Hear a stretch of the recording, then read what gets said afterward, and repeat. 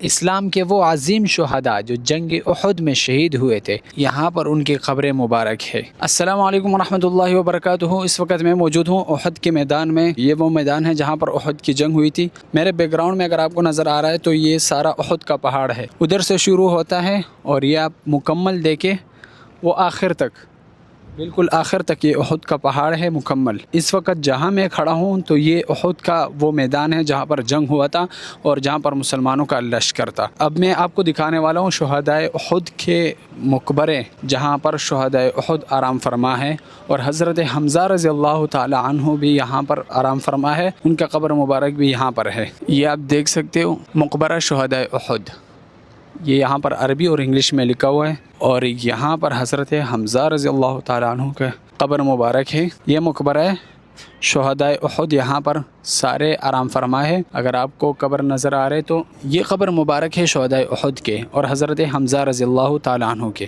یہاں پر سارے شہدائے احد موجود ہے، اور اس سے آگے جاتے ہیں تو یہ ہے مسجد شہدائے احد۔ شہدائے احد کے نام سے یہ مسجد بنائی گئی ہے، مسجد شہدائے احد۔ تو یہ اس وقت میں شہدائے احد کے مقبرے کے سامنے کھڑا ہوں۔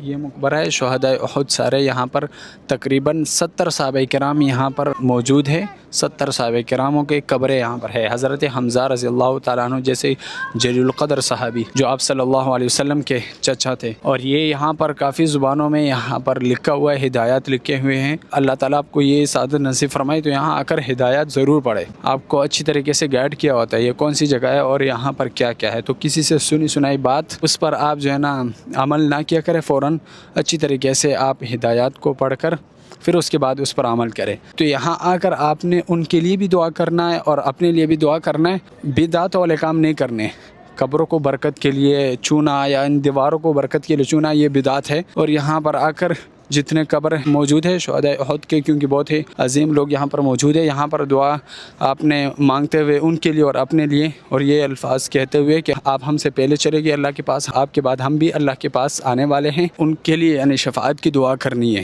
جتنے بھی لوگ یہاں پر کھڑے یہ شہدائے احد کی زیارت کر رہے ہیں۔ اور ابھی میں آپ کو دکھانے والا ہوں جبل ریما، یہ آپ دیکھ سکتے ہو، یہ وہ پہاڑی ہے جہاں پر حضور صلی اللہ علیہ وسلم نے صحابہ کرام کو کھڑا کیا تھا کہ آپ نے نیچے نہیں آنا۔ تو یہ وہ پہاڑی ہے جہاں پر 50 سے زیادہ صحابہ کرام، 50 کچھ پلس 53 54 اس طرح کا کچھ تعداد تھی، جو حضور صلی اللہ علیہ وسلم نے اوپر اسی پہاڑی پر کھڑے کیے تھے تیر انداز۔ تو ان تیر اندازوں کو آپ صلی اللہ علیہ وسلم نے یہ پیغام، یہ حکم دیا تھا کہ آپ نے نیچے نہیں آنا جب تک کہ میں نہ کہوں، چاہے میدان فتح ہی کیوں نہ ہو جائے۔ باقی تفصیل تو آپ کو معلوم ہوگا کہ وہ صحابہ کرام پھر فتح کو دیکھ کے نیچے آگے، اور خالد بن ولید نے پیچھے سے اس موقع کا فائدہ اٹھاتے ہوئے آگے آئے اور اس پہاڑی کو قبضہ کیا، اور کچھ صحابہ کرام جو رہ گئے تھے ان کو شہید کر دیا تھا، اور اس کے بعد جنگ کافی زیادہ مشکل ہو گئی تھی۔ اس سامنے جو جنگلے ہیں یہ لوگ آپ کو نظر آ رہے کھڑے ہوئے، یہ شہداء اسلام کے قبر مبارک ہے، اور یہ جو مسجد ہے شہداء احد، اور یہاں پر یہ جو لوگ کھڑے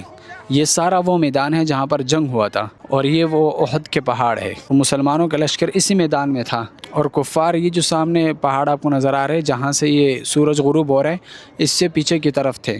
اور میں جو کھڑا ہوا ہوں اس وقت یہ جبل ریما ہے۔ اس پہاڑ پر پہلے چڑھنے بھی دیتے تھے، اس کے اوپر لوگ جاتے تھے، یہاں سے آپ برکت کے لیے اس پہاڑ کے اوپر جا سکتے تھے، پہلے چھوڑتے تھے لیکن اب پتہ نہیں کیوں۔ تو یہاں پر آپ برکت کے لیے اوپر چڑھ سکتے ہیں اور زیارات وغیرہ کر سکتے ہو، یہاں کے نظارے آپ دیکھ سکتے ہو، لیکن یہاں سے مٹی وغیرہ اٹھانا برکت کے لیے یہ چیزیں بدعت ہیں۔ اصل چیز ہم نے دین اسلام کو فالو کرنا ہے، اسلام میں یہ چیز بالکل منع ہے۔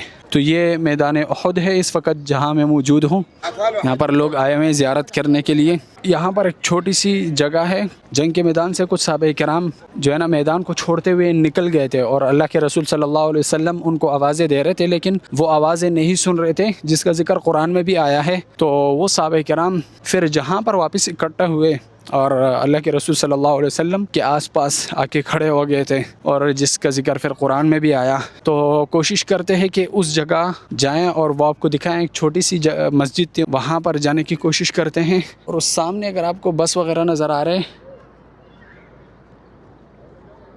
یہ جو بس کھڑے ہیں اور لوگ آ رہے، یہاں سے مدینہ المنورہ ہے، وہاں سے آپ آ سکتے ہو، سیدھا یہ بڑا سا میدان ہے۔